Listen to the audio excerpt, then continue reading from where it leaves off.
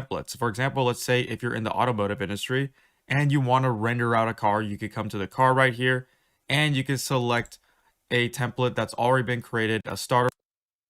I'm going to go ahead and game. So, next over landscapes. So, a cube object and this same thing within Unreal and level content. So I can click here or content. I forget to in your folders. Don't worry. Create does now lower your camera speed thing you should. So that is pretty much the gist of moving around within Unreal Engine. Now we're going to go over some complicated stuff, and that is we can control our camera speed. So let's say our camera is a bit too slow right now. Well, I could come up here and we can change it from 4, let's say, to 8. So now we go really fast. And I can also bring this down to 1.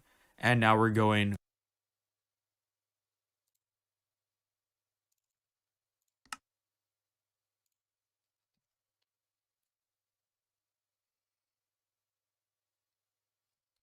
Bing bang. Fuck your life.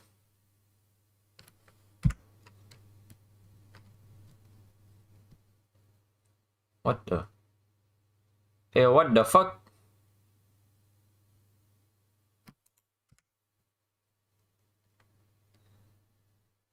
Putting it in the wrong resolution, dickhead.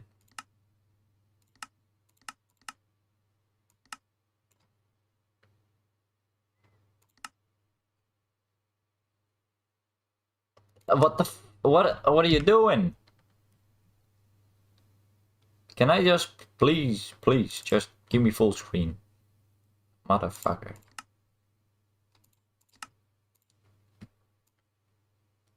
Ah. Now it fucked up all my stuff. Alright, I guess we're gonna have to do it like this.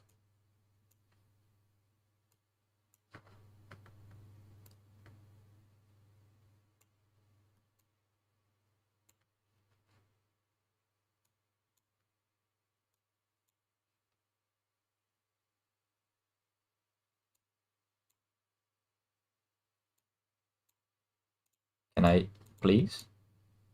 No?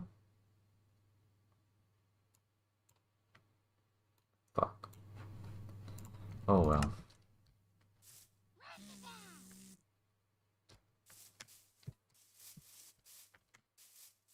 Why would you even fight me?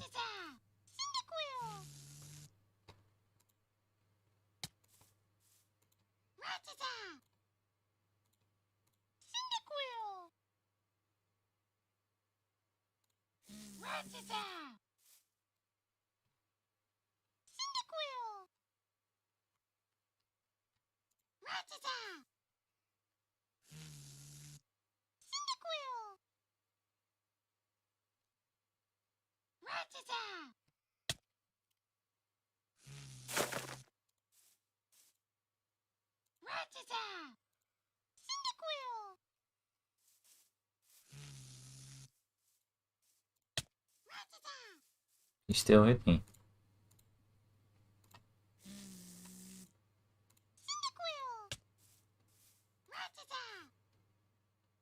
That motherfucker.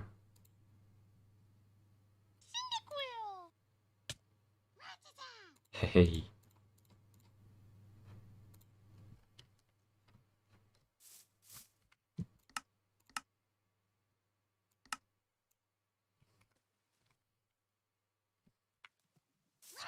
See.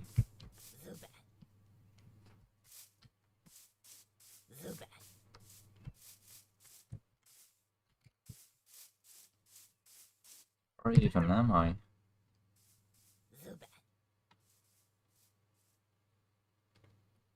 Please get back.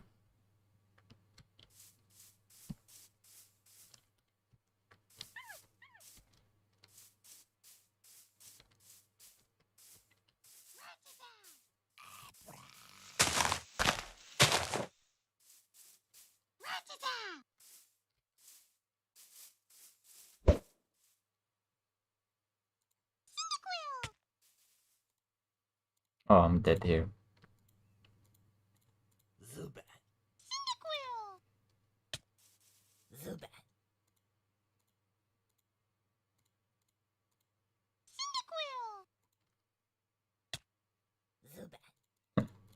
Okay. Oh my god. And it's cooked. Yes, please.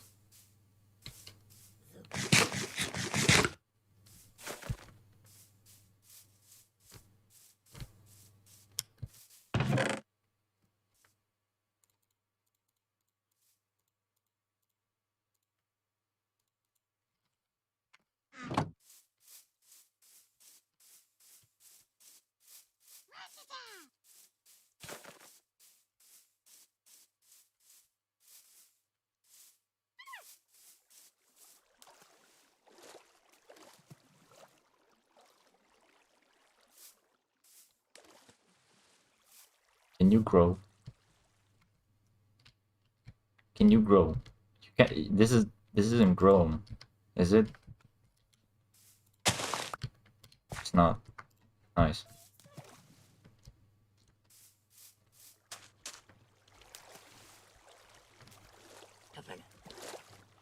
What do you say?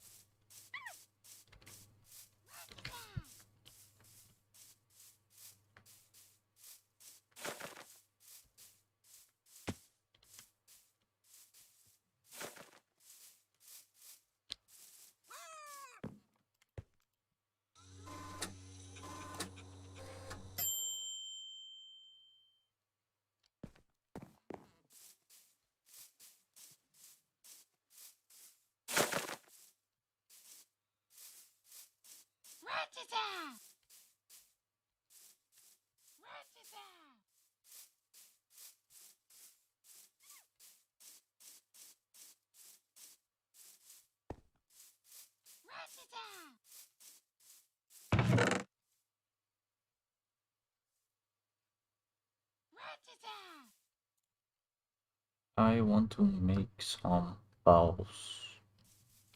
Need white. Nothing is grown yet. Oh, well, there's this.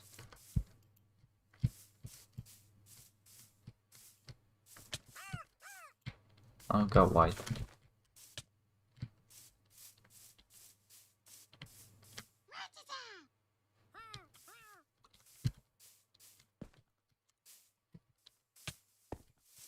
I don't really remember how this works. What's my quality? It looks good. Yeah, better. It's alright. Let's see. Pokeballs. Recipe. Pick someone.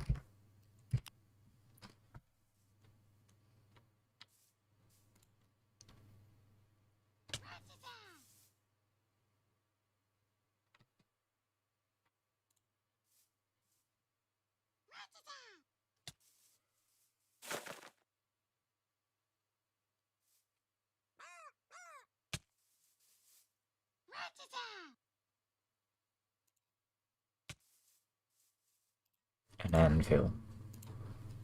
That's the one. Alright. Okay.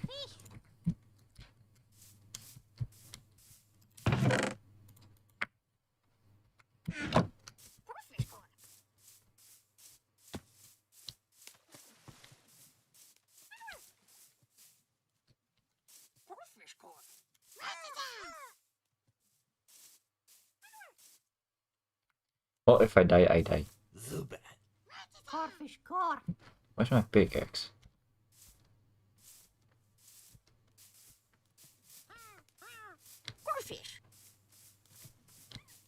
Gay fish. Cause I know that I'm a gay fish. Motherfucking gay fish. Nah, nah, nah, nah. Cause I know that I'm a gay fish. I used to be scared. Going out to the gay fish club.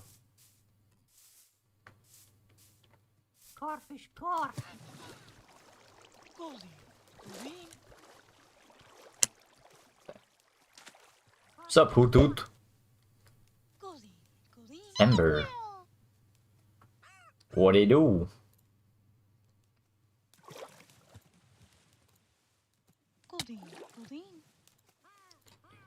Try that again, bitch. Goldine, Goldine. Oh, he does. He did that. Now fuck him up. Could have been better. I'm dead here. Okay. Goldine, Goldine. Goldine, Goldine. Goldine, Goldine.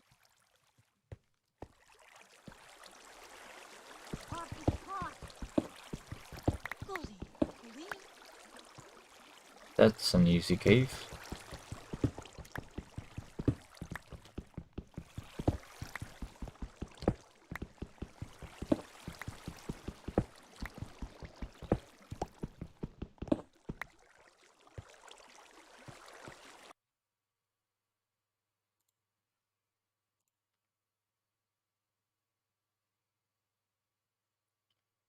Hello, where's my stream?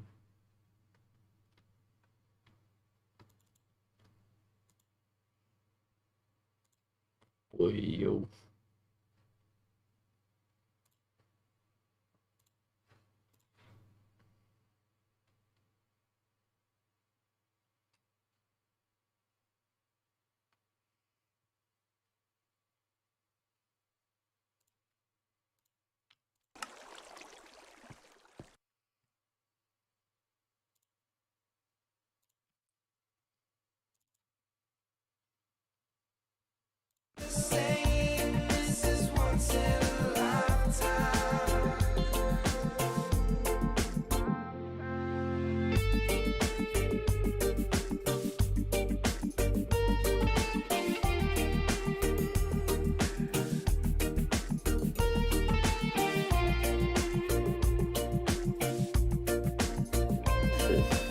Extinction or expansion into a new habitat. And it was at this point in time that we began making brief forays out of the trees and exploring what had previously been, I'm sure, a very alien dimension to us, the forest floor and the adjoining grasslands. The other thing that can be said about almost all animal species is that they tend to specialize their diet. It's thought that the reason for this is it's a very good strategy for avoiding exposure to mutagenic compounds, to toxins which will break and rearrange chromosomes and that sort of thing. You know, most people believe, who've had, one or two courses in biology, that evolution is driven by mutation. We know that. But most people think that mutation is driven by incidental cosmic radiation reaching the surface of the planet in a fairly constant rate, offering up then mutations to the invisible hand of natural selection. That's true, but it's a factual truth. The reality is somewhat more complex. The real cause of mutation is stress, and incidental cosmic radiation is only one form of stress. Another form that I think has been highly overlooked in an attempt to understand the human predicament and human evolution is nutritional stress. That an animal whose habitat is undergoing a retreat in size, such as the retreat that these African rainforests experience, will not only explore new environments, it will explore new dietary possibilities. Otherwise, you're going to die of starvation. Well, the plant kingdom has evolved all kinds of toxins in many chemical families in order to protect itself against predation and for various other reasons. So when you begin expanding your diet, or when our remote ancestors began expanding their diet, it was not only a matter of eating meat, it was a matter of testing many, many plants in the environment. And the consequences of this would be a sudden increase in the number of toxically induced mutations, all of which, without prejudice, are then offered up to the mechanism of natural selection. As an example, which is not psychedelic, most of you probably know that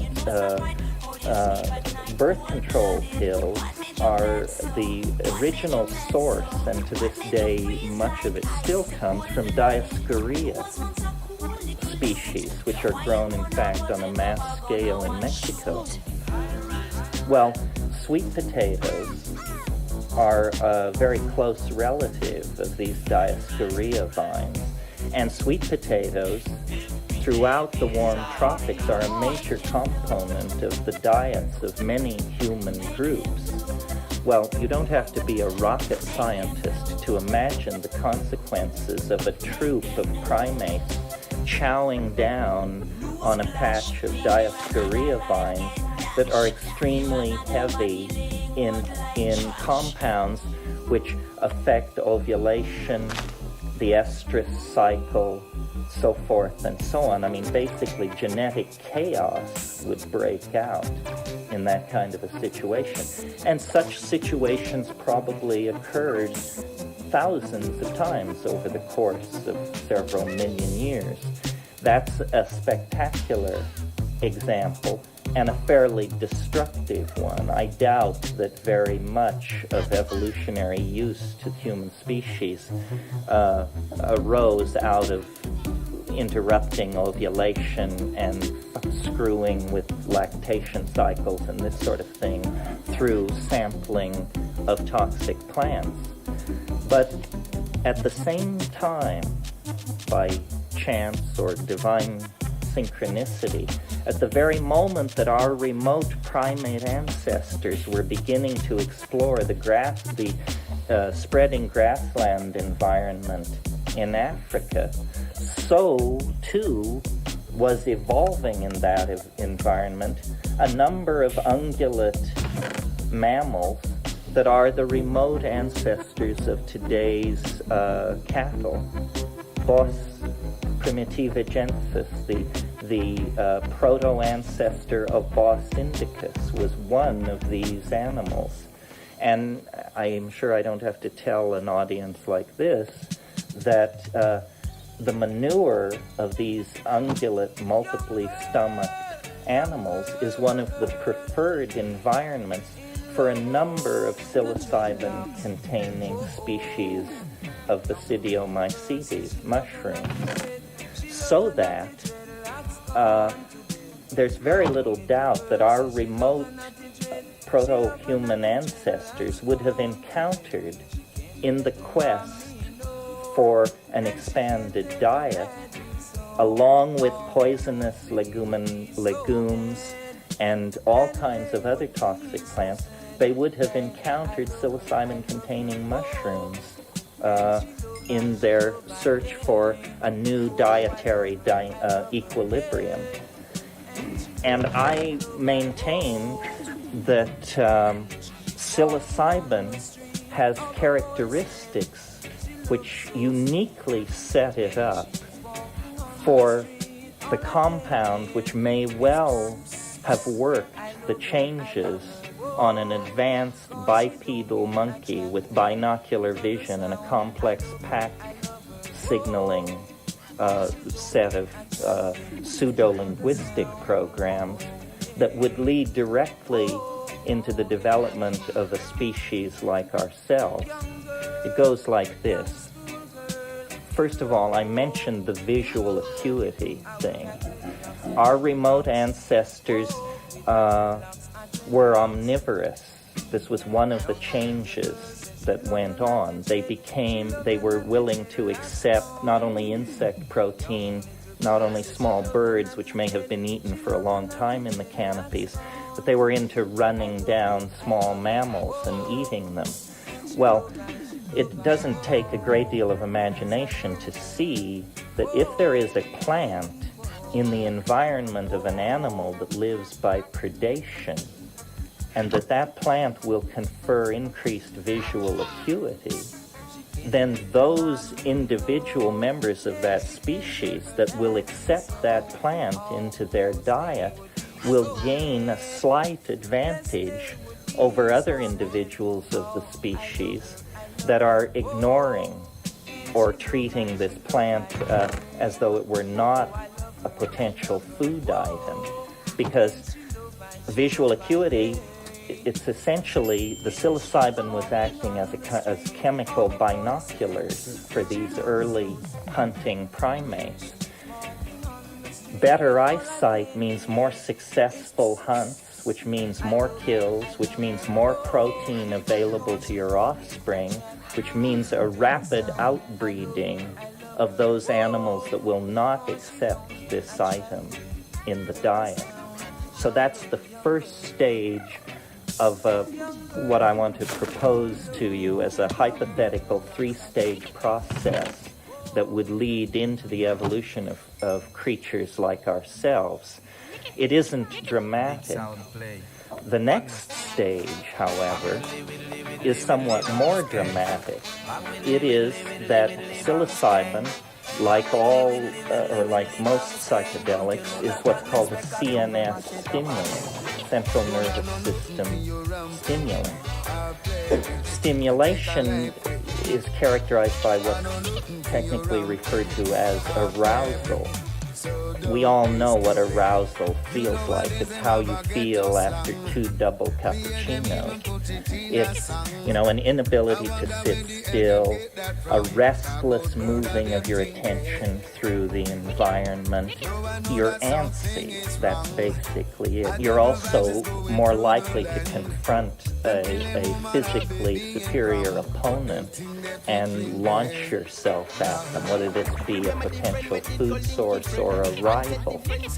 It also, in highly sexed animals like primates, arousal means sexual arousal, erection in the male.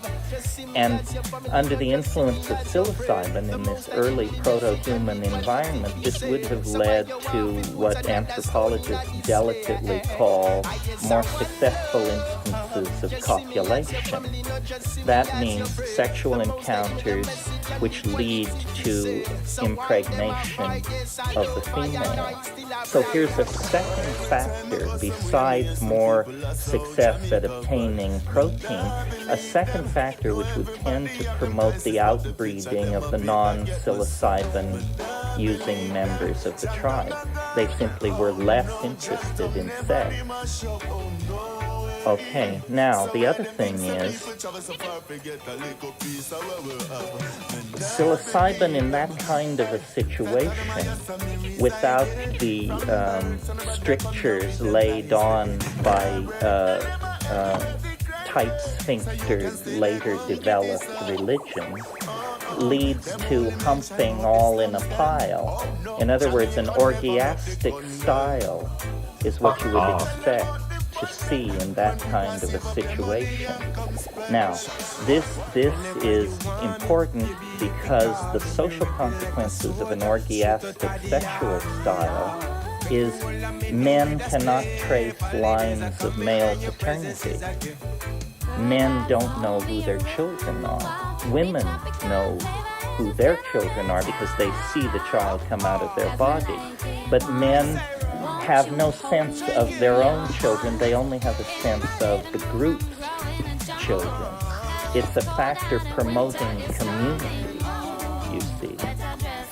And at higher levels, and this is, I would argue, probably a unique characteristic of the psychoactive tryptamines, they promote pseudo-linguistic activity like glossolalia. Bursts of linguistic-like vocalization would have been common in these proto-hominid ancestors because they already had a complex pack control audio signal system that existed in the canopy. So I'm suggesting then that psilocybin was a kind of enzyme that accelerated certain tendencies in our remote ancestors that set them up to develop a very complex repertoire of audio signals, which required larger brain mass to process, Hello, and this is a style Pixelmon. of socialization that, and this is the important part of the theory, that suppressed male dominance, that this orgiastic sexual style suppressed male dominance, and that over time a kind of paradisical world came into existence on the grasslands of Africa, where today there are howling deserts, some of the most extreme deserts in the world, the Sahara. As recently as Roman times, Hey, man, fuck Pliny off. called the Sahara the breadbasket of Rome. That's only 2,000 years ago. Can I not 7,000 years Yeah. ago, Hang on. it was a grassland cut by many streams with wet uplands and rain-shadowed mountains, and a nomadic population of human beings that over time they started out traveling and following along behind these herds of ungulate mammals, probably living off lion kills by larger predators. But over time, a kind of pseudo-symbiosis took place between human beings, cattle, and I would maintain mushrooms. And the style of life was nomadic, You motherfucker. orgiastic, communal, and dynamically in balance with the rest of nature. Now that's as much as I would say to a straight evolutionary biologist, but to you I say there was one other factor here, which is that at this high dose, higher than the dose that would make orgiastic activity possible, but a dose which makes sex unthinkable, where you're just nailed to the ground around the campfire, unable to move. At that dose, there is a connection into the gestalt totality of nature, which I call the Gaian mind. I don't think it's a religious hypothesis. I don't think it's a theological construct. I think it's a biological reality. It's the unity of nature. It's the seamless totality of meaning that we have completely lost touch with, we 20th century civilization. And it's our lack of connection to this Gaian totality that permits us to participate in the murder of the planet. We are emotionally dead to what we are doing. If we could feel for a single moment the true nature of our circumstance, everyone would be an ecologist. Everyone would be concerned about the fate of the rainforest. But we have put in place a set of institutions that deliberately mask and suppress our connection into the Gaian mind because it would be so painful for us. 15,000 to 25,000 years ago on the plains of Africa, I think the human-nature relationship existed in a wonderful dynamic balance that brought no disgrace to anyone. Well, so then the question becomes, so if it was so wonderful, what happened to it? Well, the answer is the very forces which created it destroyed it. They were forces of climatological change, where there had been rainforest and then grassland, there came desert. And the spread of the desert meant the retraction of the habitat of the mushroom. And when the mushroom became scarce, so that it could no longer, these orgiastic get-togethers could no longer take place at every new and full moon as they had for perhaps 100,000 years, when that was no longer possible, the behavior, the tendency toward male dominance, which had been chemically, pharmacologically suppressed by psilocybin, it had never been gotten rid of. It was there all the time. And when the mushrooms receded, it must have been like hell on earth. It must have been somewhat like what we are experiencing in the 20th century. It must have been an experience of people becoming brutal, animal-like, capable of mass murder. People became, suddenly males became aware of male paternity, of turf battles, of classes, and all of this happened right at the moment that agriculture was born. Agriculture, I think, was the great bad trip in terms of human development, because what agriculture did was it ended nomadism, because agriculture requires a sedentary lifestyle. Agriculture as a strategy for food production is horrifyingly efficient, because what you do is you immediately produce surplus. In the presence of surplus, there is a tendency to create a have class and a have-not class. Suddenly, surpluses must be defended. In the world of 10,000 BC, the most advanced structure on this planet was the grain tower at Jericho.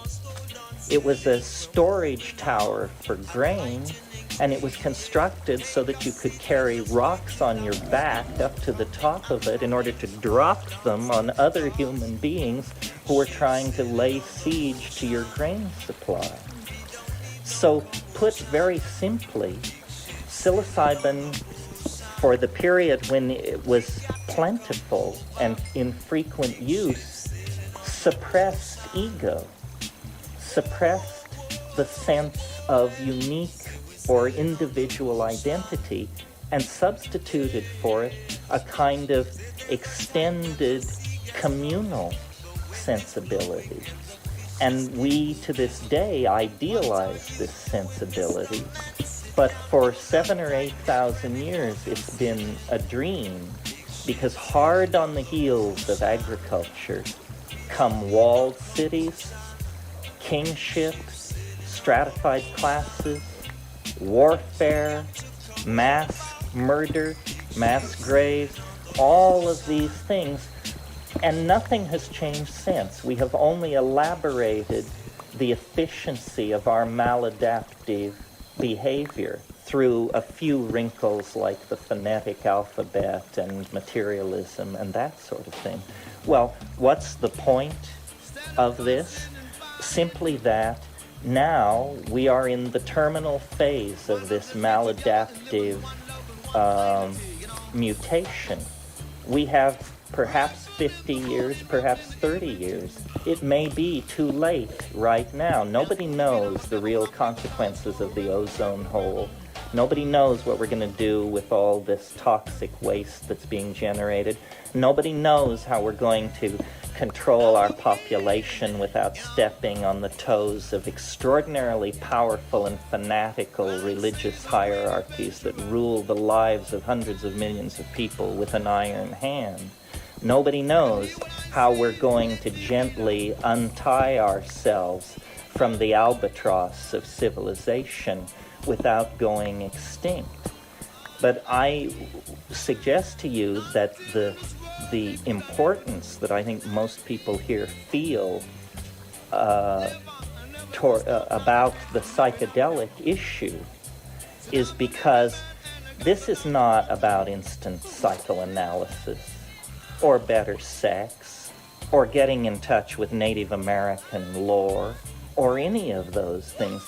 It is quite simply the pharmacological means to medicate out of ourselves the lethal style of existence that we have created for ourselves.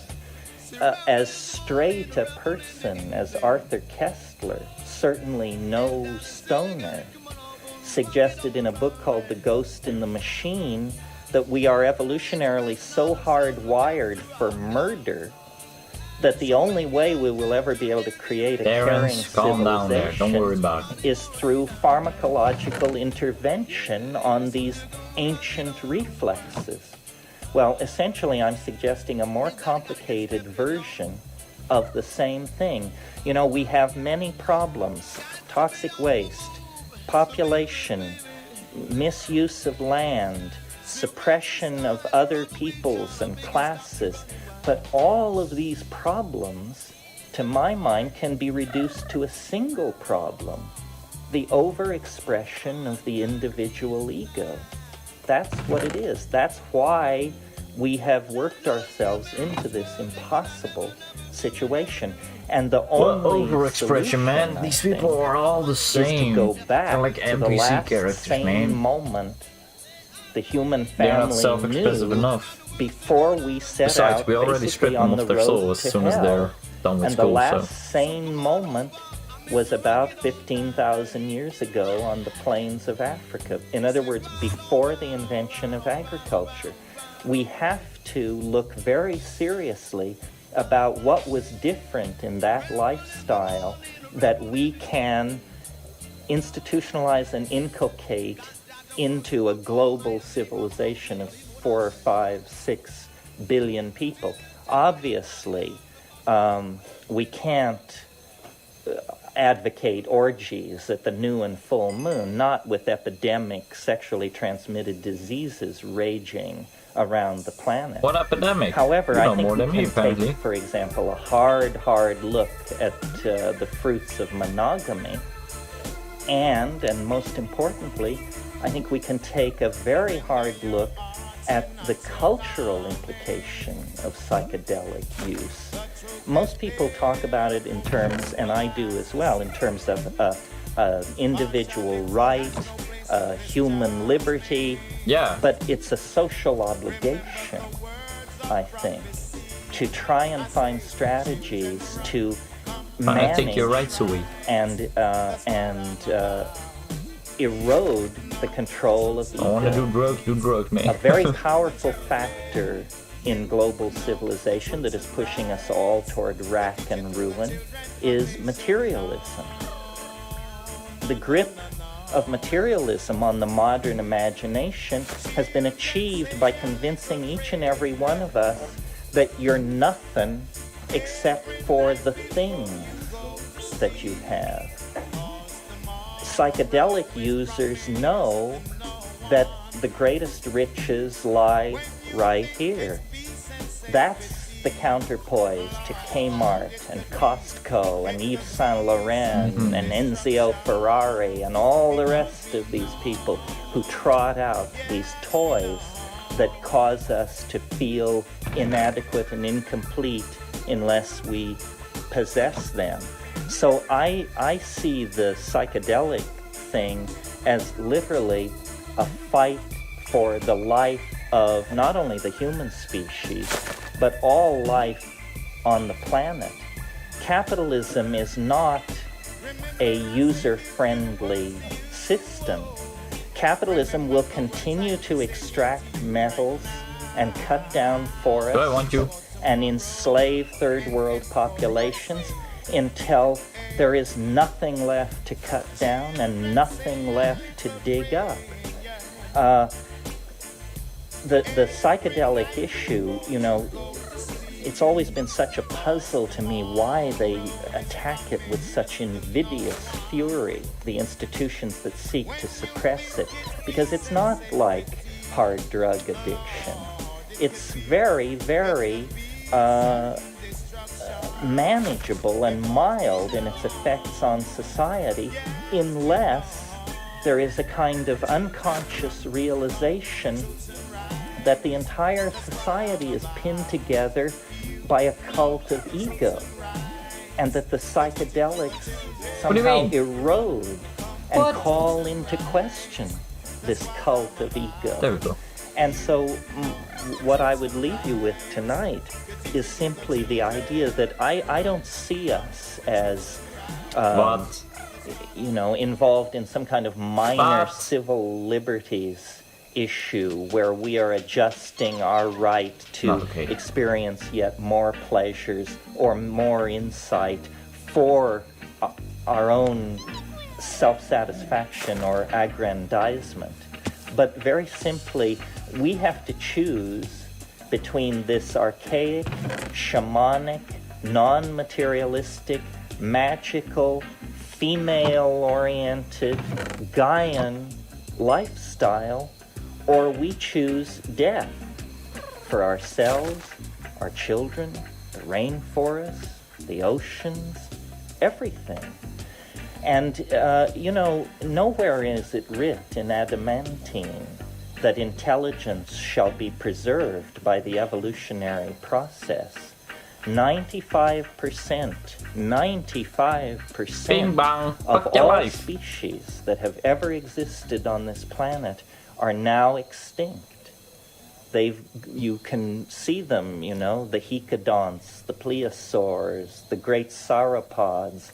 All of these creatures are now simply locations in various shales and the stratigraphy of the geology of the planet. And it's, I think, incumbent upon anybody who feels any portion of this message to take a stand. It's not a stand for human liberty. It's not a stand for something as Western and recently invented as intellectual freedom or something like that. It's literally the life of all life on the planet depends on how we human beings come to terms with this maladaptive situation. Because you see, during the period when we were under the aegis of the great goddess and communicating with her through her sacred plants, that's when we invented community, loyalty, self-sacrifice, ethics, a sense of moral justice. It wasn't developed at Ur or Sumer or Babylon. I mean, those places outrage a sense of moral justice. It was developed in the archaic, shamanic, nomadic, Gaian phase. And our nostalgia for that, it should be honored. It isn't an illusion of the human mind, as some historians have wanted to suggest, to believe that older is better. It is, in fact, an authentic memory of the last sane moment that we ever knew. And, you can commit suicide if you like, but making that decision for your children and their children and the children of all the other species on the planet is a crime for which there isn't even a name. So appalling is its magnitude. So that's really all I want to say. I mean, I could, pound the pulpit and claw the air, but I think that this is the single most important issue at large in the world today, and people such as ourselves who by good fortune and chance and synchronicity find ourselves on the fringes of this issue or agreeing in any small part with what I've said here this evening. What do I do? There's a moral obligation to put this out in the marketplace of ideas. Millions of people, billions of people need the calming assurance that comes from experientially verifying the existence beyond the grave. And I think that at the end of history, this is what will happen, that very shortly the instability built into the system is going to transform material existence beyond all Yellow is imagining. useless. the culture, the All right, global then. civilization is dying. What There are about too pink? many problems. Green? They're accumulating. You have to be blind we have here? to not realize that this Huh. is really, in fact, They're also the end useless. of the road, and that it is, the ozone hole, the toxic pollution, the toxification of the something wrong. ocean. We can't pretend Oh, that he's these just not things are listening. easily reversed by simply recycling or something like that. No, instead of this clutching to keep it all like it is and say, oh, no, please, no future, please, no future, we have to say, okay, deep breaths. It's like that first wave of psilocybin when you feel it sweep over you, or ayahuasca, and you realize, my God, here it comes. I've done it this time. Well, we've done it this time, folks. We have been planning human mass suicide for 15,000 years. Not a moment was not dedicated to this goal, and now it's upon us. And it's a cause for great rejoicing. We will go off into hyperspace. The planet will heave an enormous sigh of relief.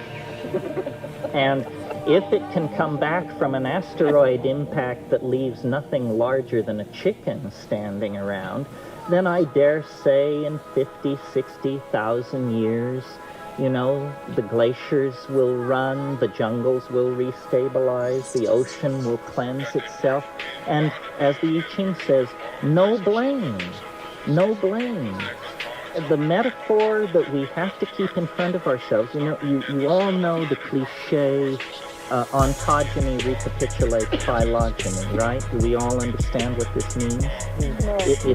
It means it's something that embryologists in the 19th century created, and I think it's fairly profound. It's that a fetus, a human fetus, recapitulates the entire history of evolution on this planet. It begins as a tiny one-celled organism.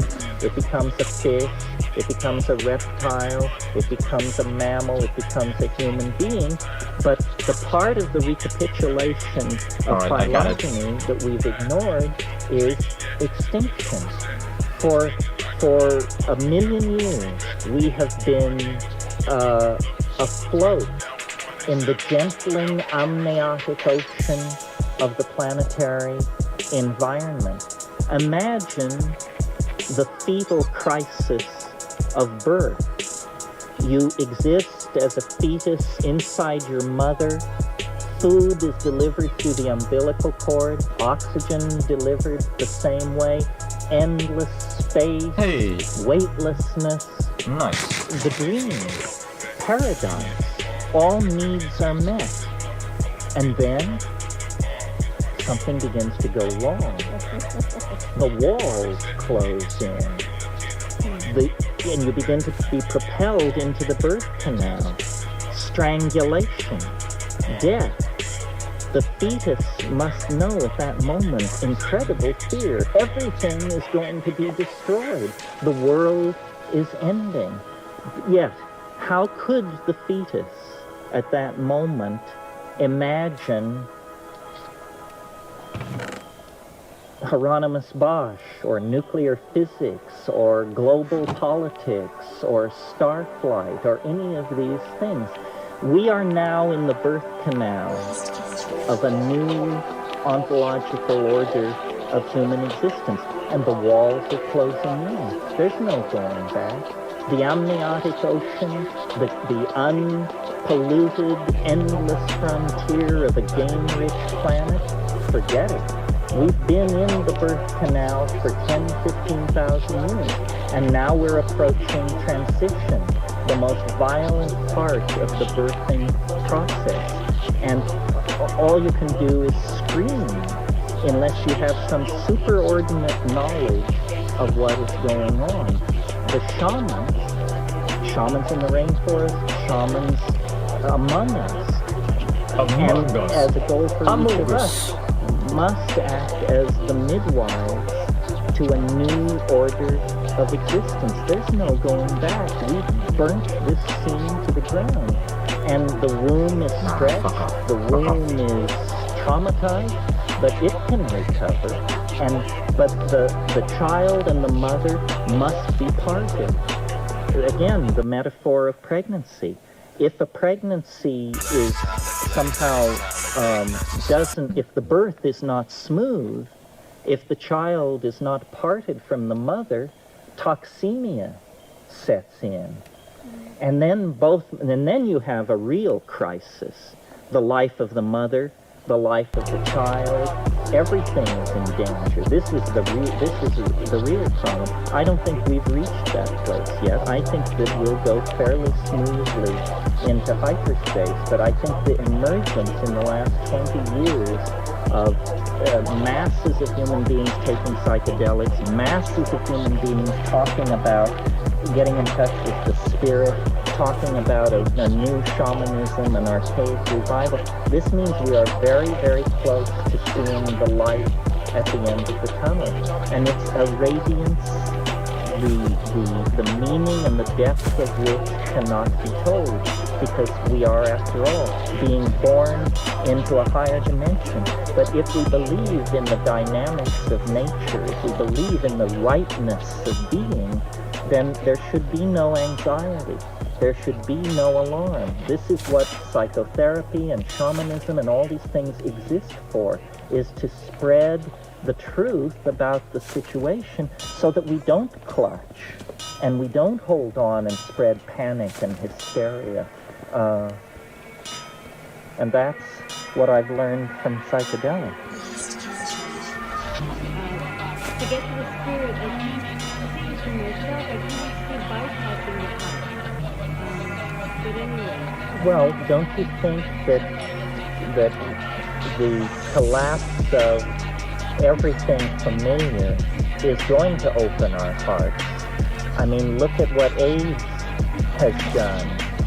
Look at what the information we have about the rainforest, or the pictures of Somalia. I mean, the most open-hearted of us open first. But before this is over, every one of us will probably bury the dead and walk through, hell. And it will open the heart. It can't fail to open the heart. I mean, when a friend dies in your arms, maybe the first time it doesn't work, but the second, the third, the fourth, we are going to get it sooner or later. And it's bigger than all of us. I mean, it's just so big. And it's always been there in miniature in the phenomenon of our own death. But we don't look at that. But, if you will contemplate your own death, your heart will open. I mean, the truth that I've learned from psychedelics, to put it into bumper sticker form, if that's the way to think of it, is this is the hardest truth there is. This is the distillation of 50,000 years of nomadic hunting and orgies around the campfire and rockets to the moon and the whole thing. It can be summed up in a single phrase. Nothing lasts. Nothing lasts. Everything is changing into something else. Heraclitus said this. He said, "Panta rea," all flows. We flow into this world, we inhabit it, and we move on. Nothing lasts. Not your career, not your fortune, and finally not even your own sweet self. Everything is replaced. And if we can open ourselves to this by the heart, by the mind, there's all ways, then we will find the dignity to, and this is not about being born in the generation at the end of the world. This is something that would have worked at every moment in history. After all, Heraclitus lived 2,500 years ago. This is the truth of true maturity. Nothing lasts. Every time I take a trip or eat a fine meal or make love or visit an art gallery, I feel the transience of it, and that enriches it. That's the heart dimension, is the poignancy of knowing that this too shall pass. This too shall pass. You know, the earliest piece of poetry in English is called Deor's Lament, and it begins, 9 winters we Elftheow held Marenglenberg.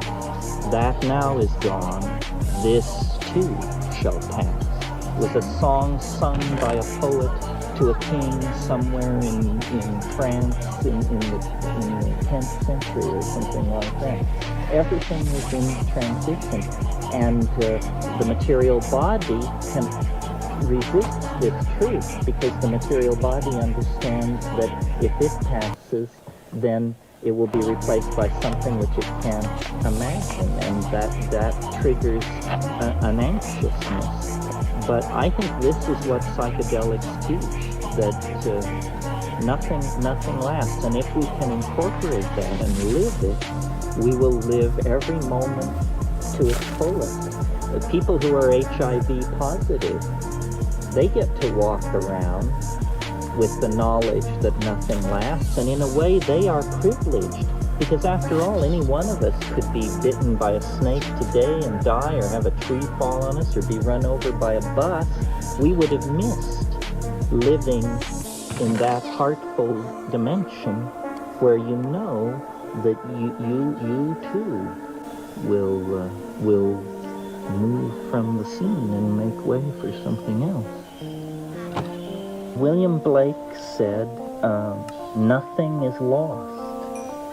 Nothing is lost, and I really believe that. I think we only move on. But William Blake, you know, this isn't the opposite thought, but it's an adumbration of it. He said, what is the price of experience? Is it bought for a song or sold for a dance in the street? No, it is purchased with all that a man hath. His children, his wife, his home. And that's the truth of it.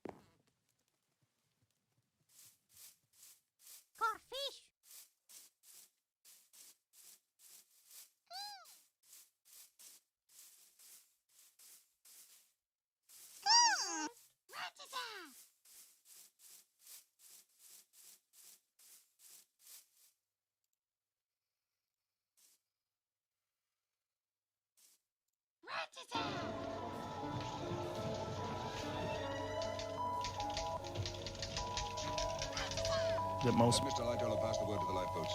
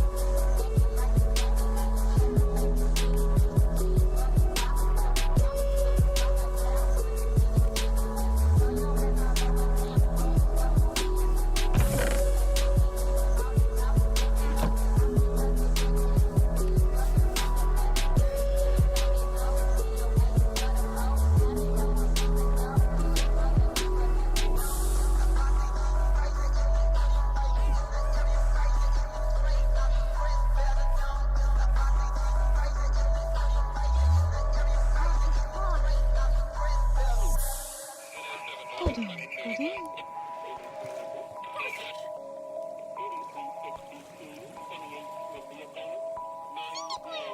Goldine, Goldine.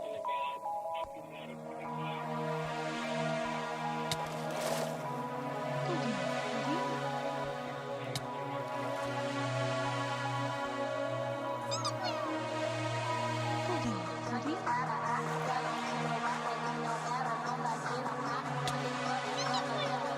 Goldine, Goldine. Goldine,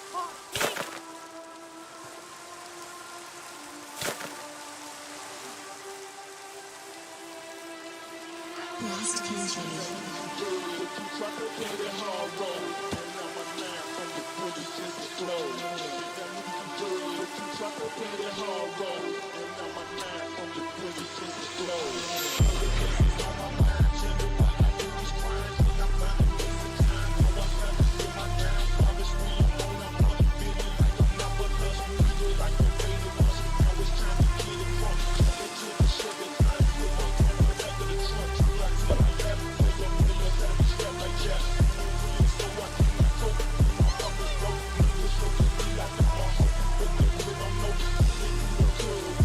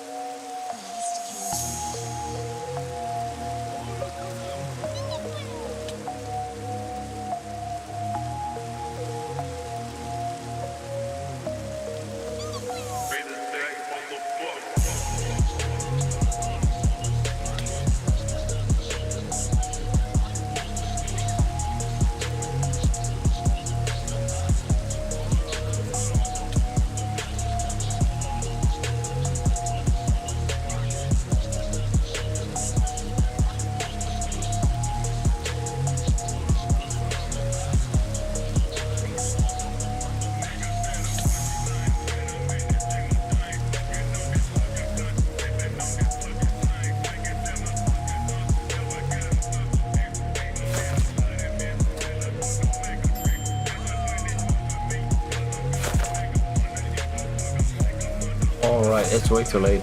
I need to go. I got school, I need to eat still. Yeah, that's it.